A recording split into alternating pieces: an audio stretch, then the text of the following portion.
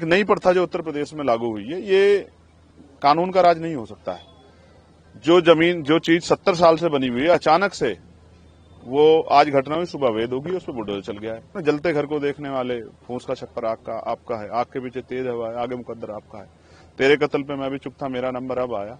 मेरे कत्ल पे तू भी चुप है, अगला नंबर आपका है। कल आज जो वहां हो रहा है, कल उत्तर प्रदेश के किसी और जिले में भी होगा। कब तक चुप्पी रखेंगे? मेरे पास बहुत काम है, लेकिन जब वो अन्याय हुआ और वहां के लोगों ने मुझसे अपील की कि आपको आना चाहिए। अब सब लोग बड़ी बड़ी बातें करते हैं, लेकिन मुसीबत में कौन आता है साथ, ये देखने की बात है। देखिए, बरेली जाने का कार्यक्रम तो कल बना, उससे पहले पार्टी के कई कार्यक्रम थे। क्यों बना, इससे पूरा प्रदेश और देश वाकिफ। जिस तरह का अन्याय वहां हुआ है, पहले अधिकारियों में और आम जनता में सामंजस्य बनता था चीजों को संभालने के लिए। भाई, लोकतांत्रिक व्यवस्था है, अगर कहीं कुछ गलत हुआ है तो लोग विरोध करेंगे। विरोध का भी एक अस्त्र होता है, एक मर्यादा होती है, एक सीमा होती है कि हमें कानून को हाथ में नहीं लेना है। लेकिन जिस तरह से हमें दिख रहा है कि सामने वाली छत से पत्थर आ रहा है और आरोप आप किसी और पे लगा रहे हैं और फिर लाठीचार्ज हो रहा है। 82 से ज्यादा लोग जेल चले गए हैं, 2000 लोगों पे मुकदमा हुआ है।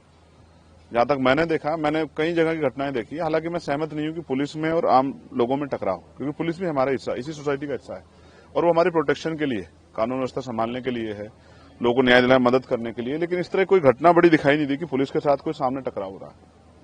जबकि उत्तर प्रदेश में कई ऐसी बड़ी घटना हुई है जहां पुलिस को मजबूरी में पीछे हटना पड़ा है। हमारे सामने फतेहपुर उसका उदाहरण है कि वहां मकबरे पे क्या हुआ था। ये जो भय का माहौल वहां बना है, लगातार मेरी वहां के बहुत जिम्मेदार लोगों से बात हो रही। 17 तारीख को हमारा सम्मेलन था, वहां मैं गया था। 12-15 दिन के उसमें कितना बदलाव है बरेली में कि आज लोग वहां डर के साए हैं। बुरा ये है कि उनकी धार्मिक आस्थाओं को भी ठेस पहुंचाई जा रही है, नमाज नहीं पढ़ पा रहे हैं, उनके घरों में बुलडोजर चल रहा है। एक नई प्रथा जो उत्तर प्रदेश में लागू हुई है, ये कानून का राज नहीं हो सकता है। जो चीज 70 साल से बनी हुई है, अचानक से वो आज घटना हुई, सुबह वेद होगी, उस पर बुलडोजर चल गया है। इसको किस तरीके से देखा जाए? आप कोई जांच नहीं कर रहे हैं, आप निर्दोष लोगों को जेल भेज रहे हैं। ये जो अन्याय है, ये अन्याय अगर हम सहते हैं तो फिर हमें भी कल जवाब देना पड़ेगा। वो सुना ना आपने, जलते घर को देखने वाले, फूस का छप्पर आपका है, आग के पीछे तेज हवा है, आगे मुकद्दर आपका है। तेरे कत्ल पे मैं भी चुप था, मेरा नंबर अब आया। मेरे कत्ल पे तू भी चुप है, अगला नंबर आपका है। ये कल आज जो वहां हो रहा है, कल उत्तर प्रदेश के किसी और जिले में भी होगा। कब तक चुप्पी रखेंगे? मेरे पास बहुत काम है, लेकिन जब वो अन्याय हुआ और वहां के लोगों ने मुझसे अपील की कि आपको आना चाहिए। अब सब लोग बड़ी बड़ी बातें करते हैं, लेकिन मुसीबत में कौन आता है साथ, ये देखने की बात है।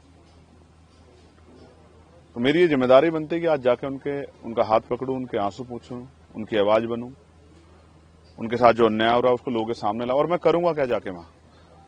मैं कोई भीड़ तो जुटा नहीं रहा, मैं जाके पीड़ितों को सुनूंगा। ऐसा क्या हुआ जिस सच्चाई को छिपाने के लिए, वहां जाने से रोकने के लिए इतना बड़ा जो है पुलिस बल लगाया गया है। मेरी पुलिस से कोई लड़ाई थोड़ा ही है भाई। कहीं कोई घटना हुई है तो हम लोग राजनीति कर रहे हैं, हम लोगों की आवाज की बनने की लड़ाई लड़ रहे हैं। तो अगर हम लोग उनके बीच में नहीं जाएंगे, उनको सुनेंगे नहीं, तो बताएंगे कैसे? फिर उस पर न्याय कैसे होगा? तो वहां जो अन्याय हो रहा है वो रुके, वहां जो निर्दोष लोगों पे कार्रवाई हो रही है वो कार्रवाई खत्म हो। वो जो वहां जो डर का माहौल है, भय का माहौल है, वो एक अच्छे माहौल के रूप में, सौहार्दपूर्ण माहौल के रूप में उभरे।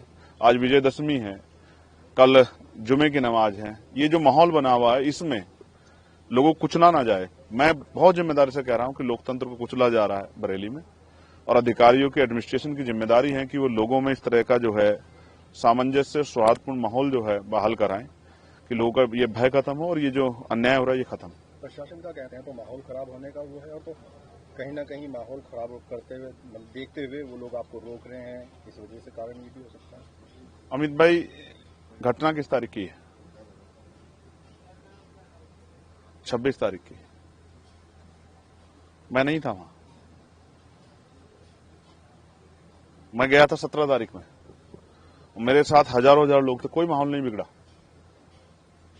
तब तो हम लोग रैली करने गए थे, अपनी बात करने के लिए, प्रभु सम्मेलन में गए थे। लेकिन आज मैं क्यों जा रहा हूं? क्योंकि हालात ऐसे बन गए हैं, और ऐसे समय में भी अगर आज कमजोरों के साथ नहीं खड़ा हुआ तो कल जवाब कौन देगा? आज सब लोगों की निगाह बरेली की तरफ है कि बरेली में जो अन्याय हो रहा है। हैदराबाद से मुझे फोन आए महाराष्ट्र से मुझे फोन आए, तमाम जो जिम्मेदार लोग हैं, जो इस दर्द को, तकलीफ को देख रहे हैं, उन्होंने मुझे फोन किए कि आपको जाना चाहिए। और मैं वहां जाता हूं जहां अन्याय की पराकाष्ठा हो जाती है, जहां अन्याय सीमा को लांघ जाता है। तो मुझे रोकने से क्या होगा? अन्याय रोकिए ना, झूठी गिरफ्तारियां रोकिए। ये नया जो ट्रेंड बना है कि थाने में आदमी पैरों पे चल के जाता है और बाहर जब आता है तो लंगड़ाता हुआ आता है।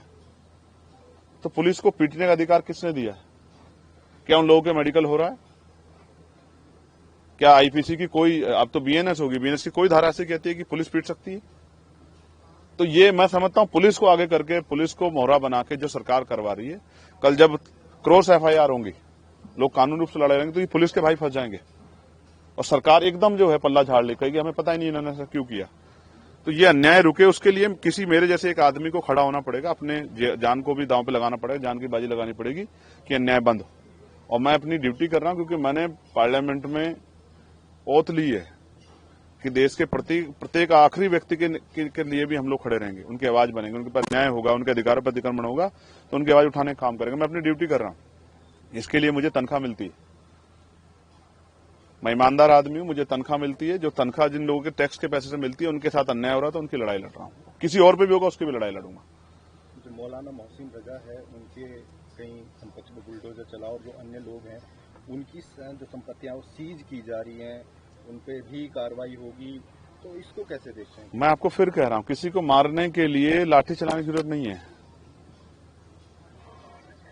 कोई जरूरत नहीं लाठी चलाने की। आप उसकी जो आर्थिक रिसोर्स हैं, उसके जो आर्थिक साधन उनको तोड़ दो, उसके आय के जो साधन है उसको तोड़ दो। ये सिर्फ राजनीतिक एक एजेंडा है, कुछ लोगों को, अपने वोटर्स को खुश करने के लिए कि हमने संपत्ति जब्त कराई। मैं पूछना चाहता हूं, अगर आज वो अवैध है तो कल तक वो अवैध कैसे था? फिर ये प्रशासन, एडमिनिस्ट्रेशन, सरकार क्या कर रही थी? पिछले 8 साल में क्यों नहीं देखा गया कि वो अवैध है?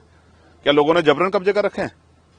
लेकिन वो घटना के अगले दिन ही बाद अवैध कैसे हो जाता है? उसमें बुलडोजर कैसे चल जाता है? कौन से कोर्ट के आदेश चला? सुप्रीम कोर्ट की फटकार लगी सरकार को।